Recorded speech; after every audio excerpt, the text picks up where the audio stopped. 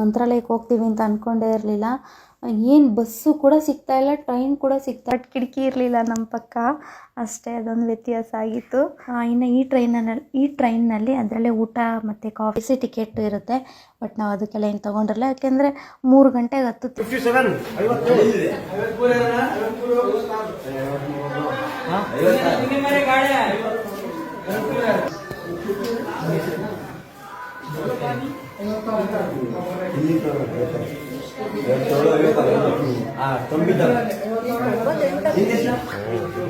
ಅಲ್ಲೇ ಇಲ್ಲ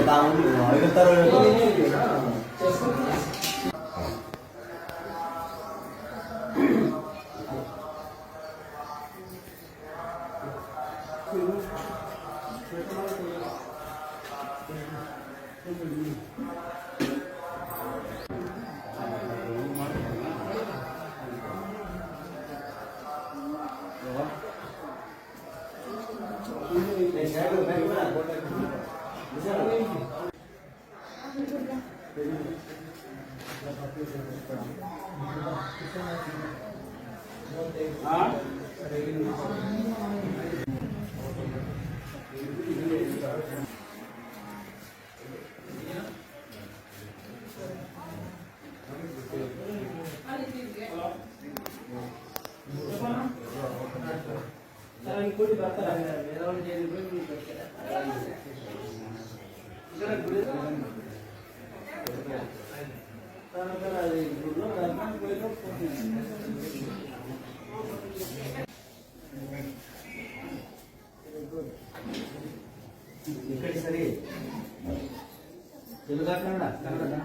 ಸ್ವಲ್ಪ ಸರಿ ಅಂದ್ರೆ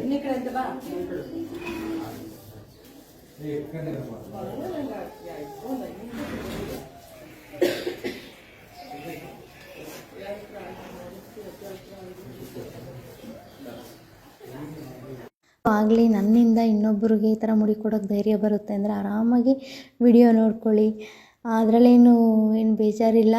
ಅಲ್ಲ, ನಮ್ಮ ಫ್ಯಾಮಿಲಿಗೋಸ್ಕರ ನಾವು ಹರಕೆ ಕಟ್ಕೊಂಡು ಈ ಥರ ಮುಡಿ ಕೊಟ್ಟು ಧೈರ್ಯ ಮಾಡಿ ಮಾಡ್ಕೊಬೋದು, ಸ್ನಾನ ಮಾಡ್ಬೋದು. ಅದೊಂದು ಫೆಸಿಲಿಟೀಸ್ ಚೆನ್ನಾಗಿದೆ. ಇನ್ನು ನಾವು ಎಲ್ಲ ರೆಡಿಯಾಗಿ ದೇವಸ್ಥಾನದ ಹತ್ರ ಹೋಗೋಣ ಅಂತ ಬಂದ್ವಿ. ಅಲ್ಲಿ ಗಂಧದಲ್ಲಿ ನಾಮ ಇಡ್ತಾಯಿದ್ರು, ಚೆನ್ನಾಗಿರುತ್ತೆ ಅಂದ್ಬಿಟ್ಟು ನಾವು ಕೂಡ ಇಟ್ಸ್ಕೊಂಡ್ವಿ. ಇದರಂತೆ ಮನಸ್ಸು ಕಟ್ಕೊಂಡು ಪಾದಯಾತ್ರೆ ಮಾಡ್ಕೊಂಡು ಹೋಗಿದ್ರಂತೆ ಮಂತ್ರಾಲಯಕ್ಕೆ. ತುಂಬ ಫೇಮಸ್ ಆಗಿದ್ದಾರೆ ಇನ್ಸ್ಟಾಗ್ರಾಮ್ ಮತ್ತು ಫೇಸ್ಬುಕ್ಕಲ್ಲೆಲ್ಲ ವಿಡಿಯೋಸ್ ಆಗ್ತಾಯಿದ್ದಂತೆ. ನಮ್ಮ ಹಸ್ಬೆಂಡ್ ಬರೋಣ ಅಂದ್ಬಿಟ್ಟು ಇಲ್ಲಿ ರೂಮ್ ಹತ್ರ ಬರ್ತಾಯಿದ್ವಿ. ಇಲ್ಲಿ ಗಿಣಿ ಶಾಸ್ತ್ರ ಹೇಳೋರು ಕೂತ್ಕೊಂಡಿದ್ರು. ಶಾಸ್ತ್ರ ಹೇಳ್ತಾರಲ್ಲ, ಗಿಣಿ ಶಾಸ್ತ್ರ, ಅವ್ರು ಕೂತ್ಕೊಂಡಿದ್ರು. ಅದು ಗಿಣಿ ನಮ್ಮ ಹತ್ರ ಬಂತು. ಹತ್ರ ಹೋದಾಗ ನೋಡೋಣ ಅಂದ್ಬಿಟ್ಟು ಹಂಗೆ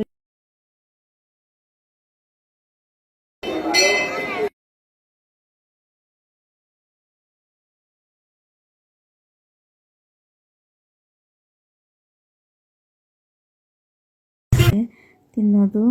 ಇಲ್ಲಿ ಹೋಟೆಲಲ್ಲಿ ಬಂದು ಲೇಪನ್ ಗೋಬಿ ತಿಂತೀನಿ ಅಂತ ಹೇಳ್ತಾ ಇದ್ದ. ದೇವಸ್ಥಾನಕ್ಕೆ ಬಂದು ಗೋಬಿ ತಿನ್ನಬಾರ್ದು ಲೇಪು ಅಂತ ಹೇಳ್ತಿದ್ವಿ. ಹಂಗೂ ನಂಗೆ ಬೇಕು ಅಂತ ಆಟ ಮಾಡ್ತಿದ್ದ. ಹೋಗಲಿ ಅಂತ ಹೇಳ್ಬಿಟ್ಟು ಅವನಿಗೆ ಗೋಬಿ ಕೊಡಿಸಿದ್ವಿ. ಹಂಗೆ ನಾವು ತಿಂದ್ವಿ. ನನಗಂತೂ ಹಾಕಿರೋ ಮೆಹಂದಿ ಭಾಳನೇ ಇಷ್ಟ ಆಗೋಯ್ತು. ಸುಮ್ಮನೆ ಇಬ್ಬರೂ ಸೆಲ್ಫಿ ತೊಗೊತಾ ಇದ್ವಿ ವಿಡಿಯೋ ಮಾಡಿಕೊಂಡು. ಟ್ರೈನ್ ಬಂದ್ರೂ ಇಲ್ಲಿ ರೆಸ್ಟ್ ರೂಮ್ ಇರುತ್ತಲ್ಲ, ಇಲ್ಲಿ ಮಗು ಮಲಗಿಸ್ಕೊಂಡು ನಾವು ಕೂಡ ಒಂದು ಸ್ವಲ್ಪ ಹೊತ್ತು ಹಂಗೆ ರೆಸ್ಟ್ ಮಾಡ್ತಾಯಿದ್ವಿ. ಇದಾದಮೇಲೆ ಟ್ರೈನು 7:30ಗೆ ಇದ್ದಿದ್ದು ಟ್ರೈನು 8 ಗಂಟೆಗೇನೋ ಬಂತು ಟ್ರೈನು. ಸ್ವಲ್ಪ ಲೇಟ್ ಆಯಿತು.